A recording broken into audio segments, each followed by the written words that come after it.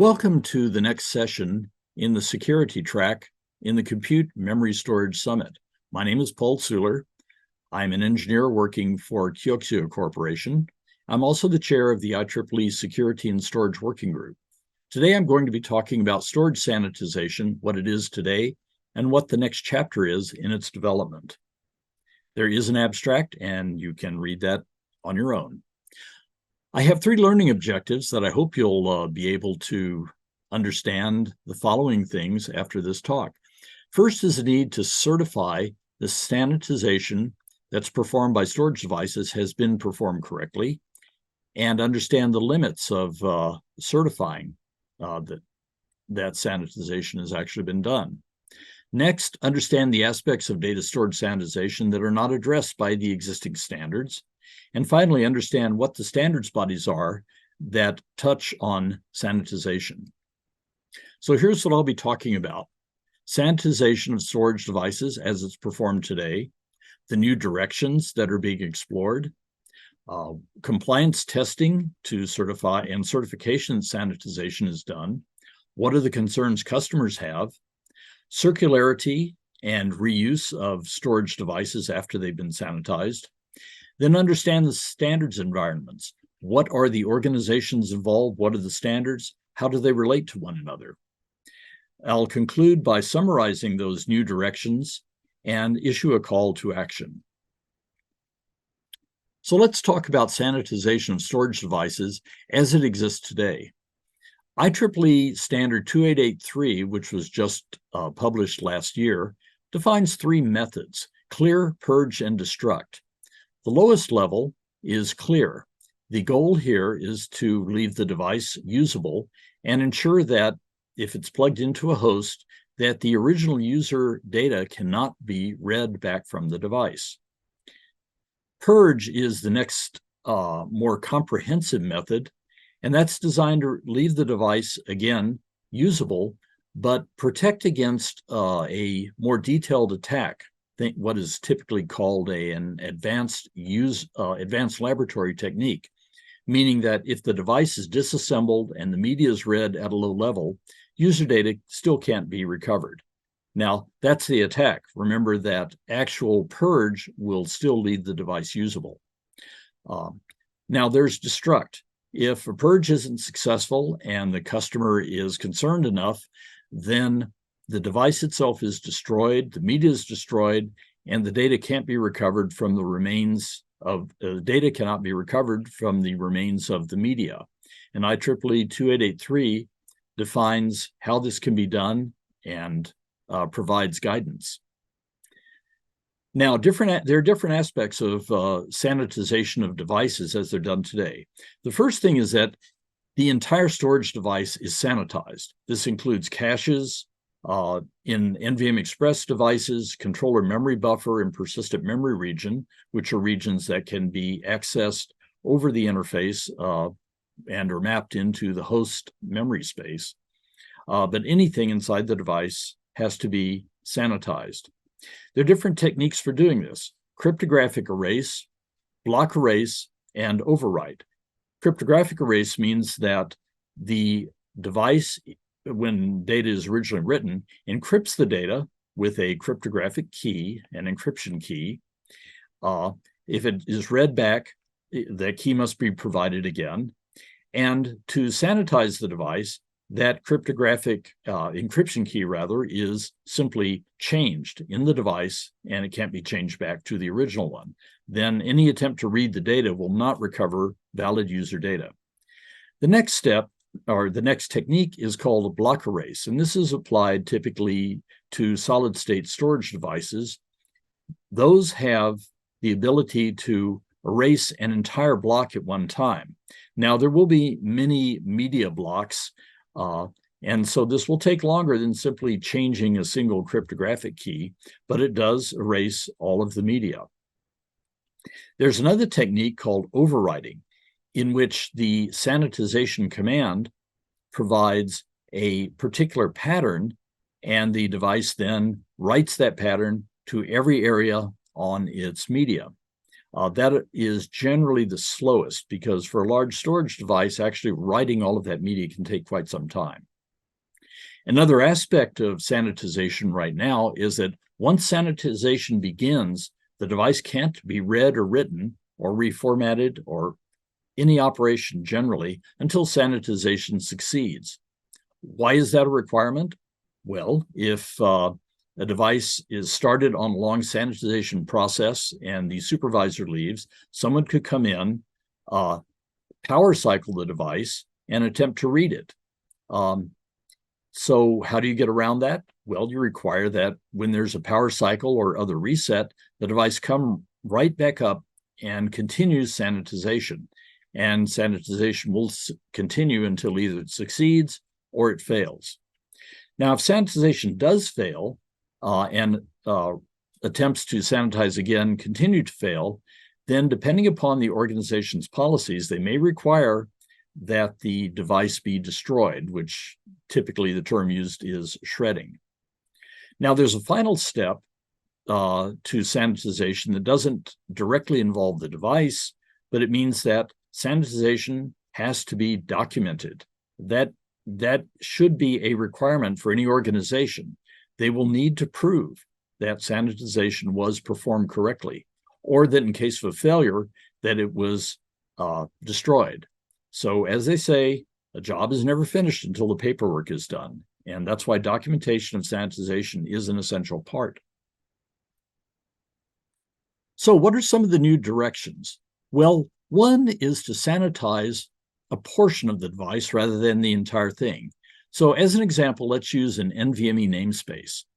The use case is that a customer is running multiple applications by their customers. Each virtual machine, for example, on a host has a different customer's application running. Each of those virtual machines is assigned a separate namespace in one storage device. Being able to share a single storage device with multiple namespaces is much less expensive than providing a separate device for each virtual machine. So once a particular customer's application running in one VM terminates, it's necessary that the namespace they were using has to be sanitized before that namespace can be handed off to a different customer for a different customer application. Now, a complication of this is that while a namespace is being sanitized, other VMs are going to continue to read and write those other namespaces, and the performance had better be pretty good. So this is a little bit of a challenge to the architects who design storage devices that will allow sanitizing a single namespace. One further complication is that where things like controller memory buffer are being sanitized currently, you cannot do that when the other namespaces continue in use. Why? Well, one use of controller memory buffer is to contain data buffers that are being read or written to namespaces. If you sanitize all of the controller memory buffer, you will wreck the applications that are using those other namespaces. So, for example, controller memory buffer cannot be sanitized when one namespace is being sanitized. So part of the work involved in this new direction is understanding the effects of a namespace sanitized on the various components of a storage device. Now, it's possible to do sanitization at a lower level, at a finer granularity. So let's say that you have a file pertaining to one person. That can be encrypted with a unique key. Now, that file is relatively small and will require only a part of a given namespace. Moreover, the file may be duplicated for redundancy's sake across multiple storage devices, but the goal is to purge only that one file. NVMe has recently ratified a technical proposal. The concept is called key per IO. That allows each write command to a device to be encrypted with a different key. So to write one file for one person, you would use a different key than you would use to write a file for a different person. Now, the keys are kept in a key management appliance that the host has to go to get the key to encrypt data for a particular person. Inside the device, however, keys are ephemeral. They're so-called injected by the host when it wants to write a file for a particular person. And if the device is power cycled, the keys are forgotten. And they can also be forgotten on command of the device. So this means that if the device owner, who operates a large database facility, for example, is ordered to forget the data for one particular person, then that is done by purging that person's key from all of the key management appliances. Once that key is no longer available to be reinserted into any storage device that may have that person's data, then their data is protected, or more to the point, it is no longer recoverable. But there are complications that different groups are trying to address. For example, how do you know that all copies of that key have been purged from all the various key management appliances, from the backups of those key management appliances, etc.? It's a complex task. Inside the design of the device, moreover, you still want to be able at some point to sanitize the entire device at a single stroke. Well, this complicates the handling of keys. For example, the key that is injected from the host will have underneath it a second level key, and those two are combined, and those are what are actually used by the encryption engine to encrypt or decrypt the data for each write and decrypt it for each read.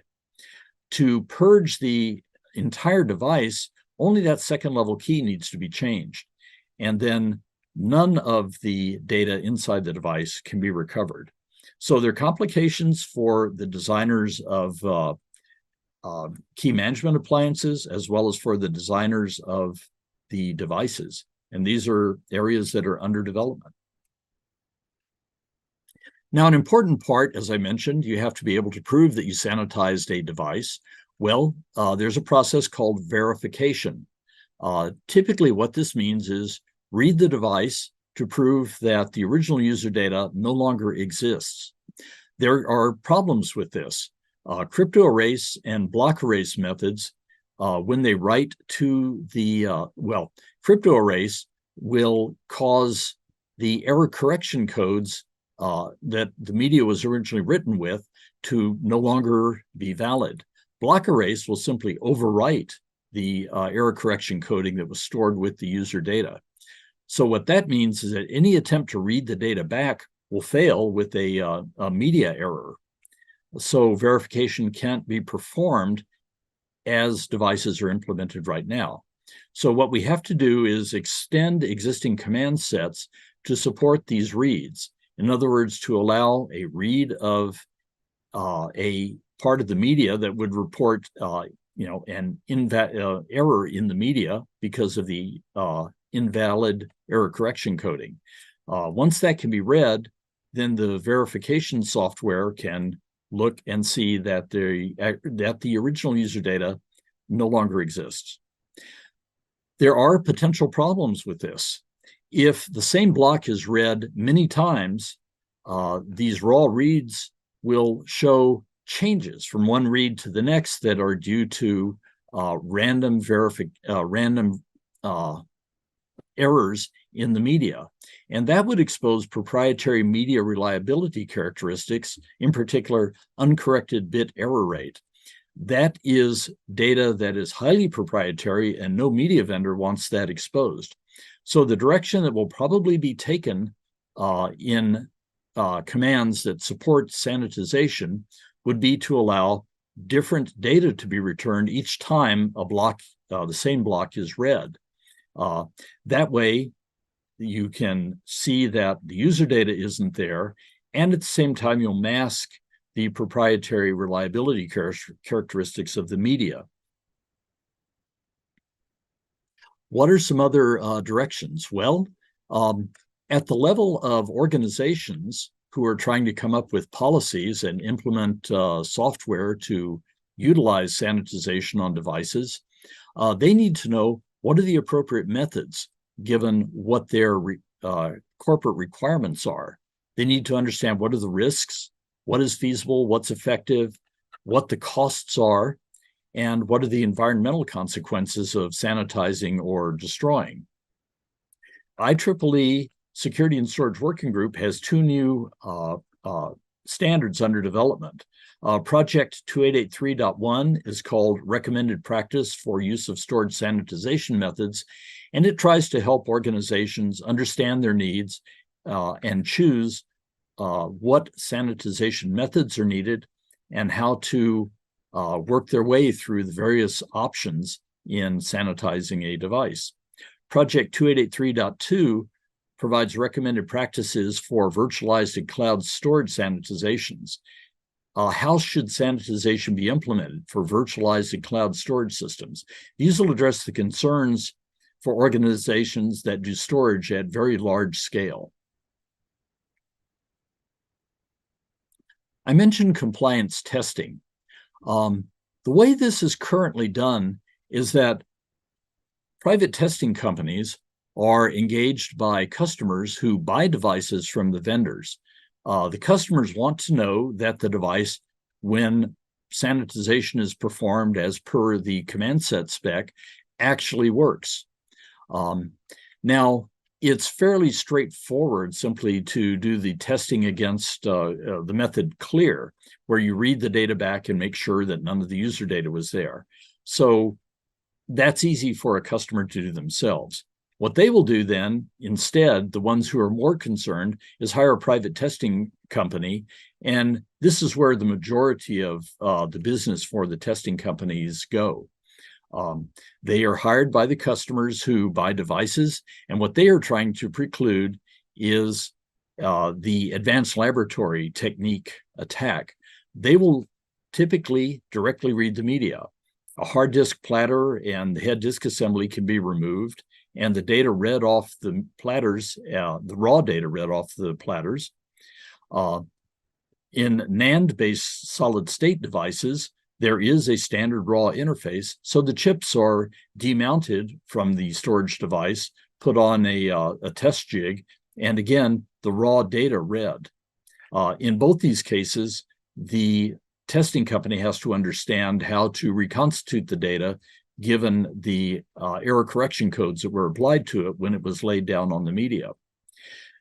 The device vendor may or may not be involved. It can be very helpful and speed up the work of the testing company if the device vendor will tell them where they need to be looking for user data, how to work their way through file management hierarchies inside the device, etc. But sometimes they don't.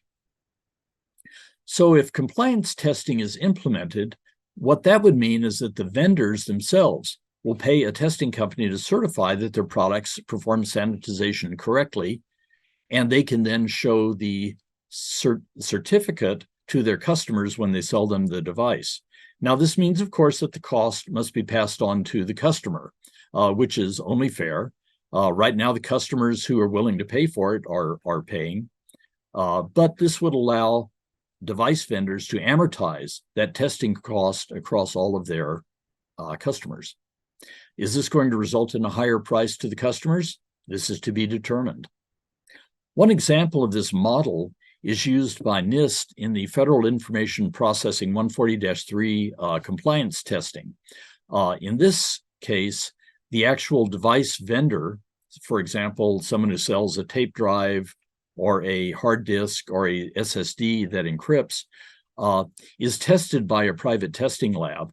And that testing lab will certify to NIST that the device complies with the cryptographic requirements in FIPS 140-3, and the NIST will publicize those certificates for each device. But there isn't a specific testing certification program for sanitization. The Security and Storage Working Group is exploring possible using an existing program that IEEE has called the Conformity Assessment Program, which is used to establish different certification programs. Stay tuned. We'll see how this develops. Let's talk about the customers. They are very concerned because their liability for a data breach can be up in the tens of millions of dollars. if someone recovers confidential user data off out of one of their storage systems. Moreover, in some jurisdictions, certain liabilities can exist in perpetuity. So even though you've done, for example, a cryptographic erase of a device that was encrypted with the AES XTS algorithm, which is the current state of the art for block-based devices, will somebody someday invent a computer or an algorithm that can crack that algorithm? And then a device that was thought to be sanitized, that had been thrown away or sold, could be run against this new computer and algorithm, and the data could be recovered. The original owner of the device who put the data in may then be liable. They have more down-to-earth, if you will, short-term concerns.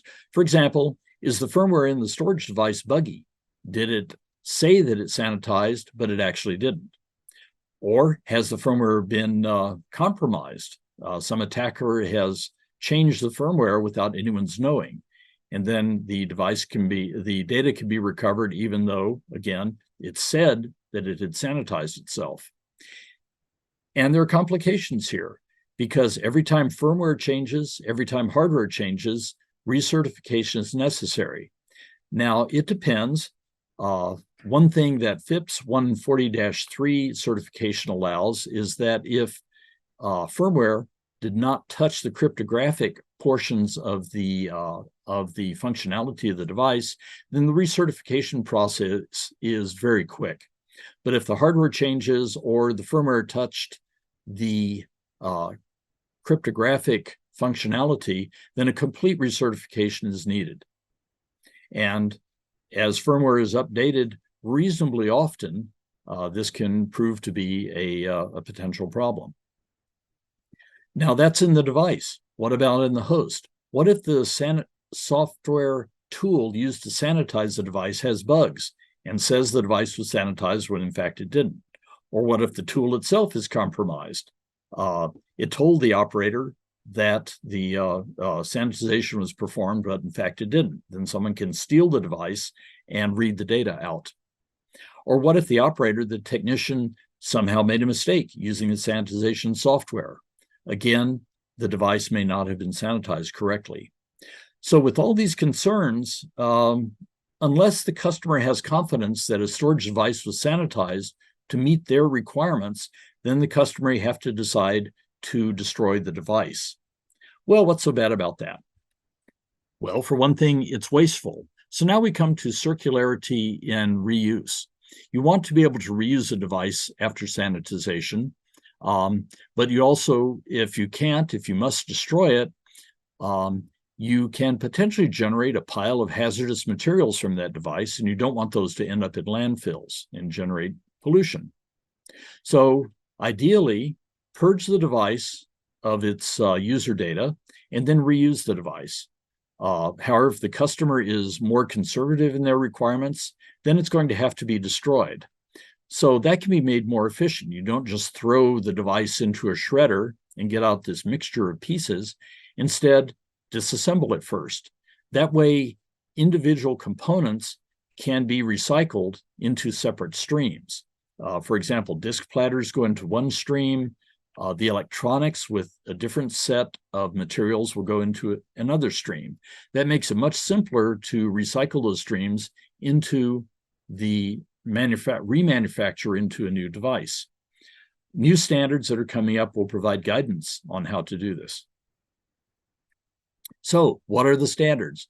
I've already mentioned the Security and Standards Working Group with the new standard for sanitizing storage and two upcoming standards that provide recommended practices for how to choose storage sanitization methods and how to sanitize devices at scale for virtualized and cloud storage environments. Now, related to this is the ISO IEC 27040 Storage Security Standard. A new version, the second edition, is anticipated to be released in the middle of 2023. That will include requirements and guidance for storage security technologies and practices. and it will specify requirements both for the logical and media-based sanitization.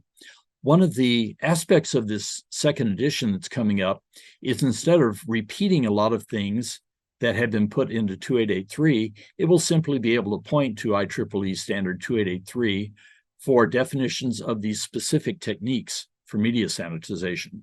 That way you will not have overlapping commands, which leaves people uncertain as to which standard or standards they have to apply. I mentioned already a cryptographic module verification program from NIST that's embodied in Federal Information Processing Standard 140-3. Along with this is a program for certifying testing labs who actually perform the certification and then report back to NIST. NIST also has various special publications. You can identify these by the SP prefix in the designation for those standards. They address many different aspects of cryptography and security. One that's particularly interesting right now is new algorithms to provide security in the face of attacks by quantum computers that can perform some attacks in a manner that will compromise certain existing algorithms that are widely used. The European Union has a regulation called 2019/424, which is commonly referred to as Lot 9. While it doesn't prescribe details of what they call secure data deletion and that we call sanitization, it requires that people in compliance with this regulation perform secure data deletion according to particular standards. Now, 27040, while they're not referred to directly, they constitute what would be secure data deletion standards. So let's wrap up. Let's talk about the new directions once again. Sanitizing portions of the storage device, not the entire thing, to allow it to be more efficiently reused.